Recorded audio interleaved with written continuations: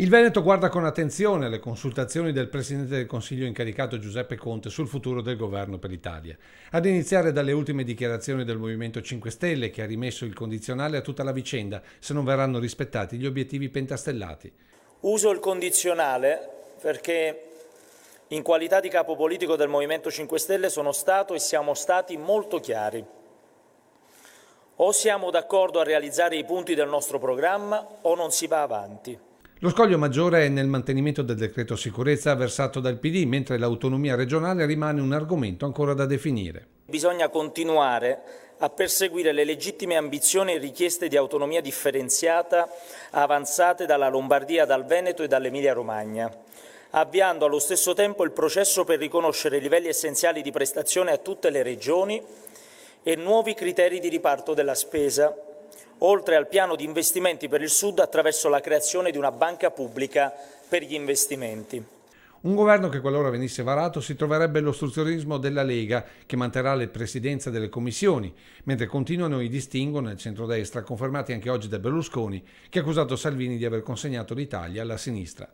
Tutto questo mentre tra Partito Democratico e Movimento 5 Stelle continua la lunga marcia verso un accordo per ministri e ministeri.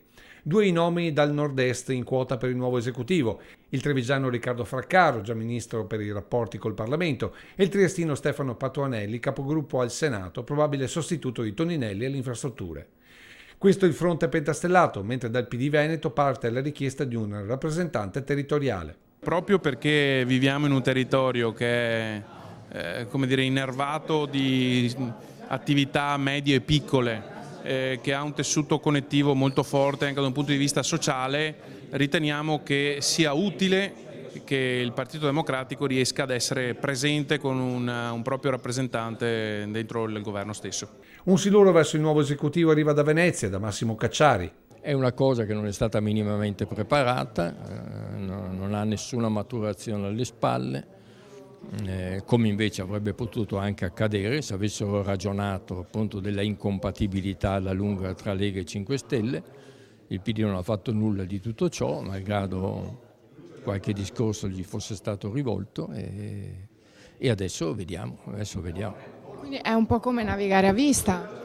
Peggio, un po' peggio, è come nuotare a vista. Chi invece sale nel gradimento degli italiani è Giuseppe Conte, mentre la Lega sta iniziando a pagare le scelte fatte, almeno stando agli ultimi sondaggi che comunque la danno ancora il primo partito in Italia. Sì, Salvini ha fatto un errore grave, sì, la Lega è scesa molto, è sceso moltissimo, soprattutto lui a livello di gradimento personale, non è certo finito, la Lega è ancora il primo partito italiano, quindi non basta questo per archiviare una stagione definitivamente.